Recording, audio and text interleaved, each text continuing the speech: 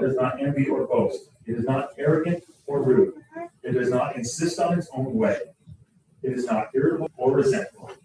It does not rejoice at wrongdoing, but rejoices with the truth. Love bears all things, believes all things, hopes all things, endures all things. Love never ends.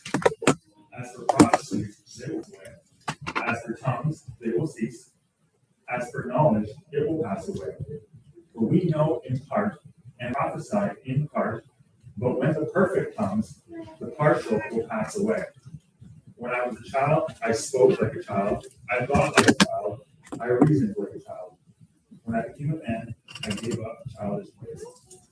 For now we see in a mirror dimly, but then face to face. Now I know in part, then I shall know fully, even as I have been known fully, as I have been fully known. So now faith, hope, and love abide, these three, but the greatest of these is love. Okay, so what I've done here is I've broken down this passage into 3 points. We're going to look at verses 1 to 3, where Paul talks about the importance of love and showing the love of Christ to our brothers and also to the world. Then verse 4 to 7, where Paul gives us very practically what love is and what love isn't.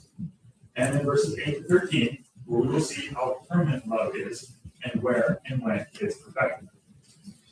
So I'll use this to point 1, the first section of our scripture, which is verses 1 to 3, where Paul tells us the importance of love. And actually, this is the more excellent way that Paul talks about when he ended chapter 12. So again, we'll just go through our verses again, 1 to 3. It says, if I speak in the tongues of men and of angels, if I have not love, I'm a noisy gong or clanging cymbal. And if I have prophetic powers and understand all mysteries and all knowledge, if I have all faith so as to remove mountains, but have not love, I am nothing. If I give away all I have, and if I deliver my body to be burned, but have not love, I gain nothing. So Paul starts off this letter by giving us examples of some of the more prominent spiritual gifts and how he contrasts them with love. He says, if I speak in the tongues of men and angels but don't have love, essentially he's just making noise. It really means nothing.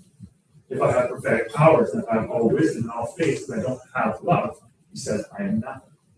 And then he says, even if I were to be burned for the sake of the gospel, that is to say that if he were to give himself as a martyr, but if he didn't have love, he'd have gained nothing from it. He said, all my service and all my works are nothing. They're to be counted as rags, essentially, if they're not bound with love being our force. So it's quite obvious that he is elevating love and placing it above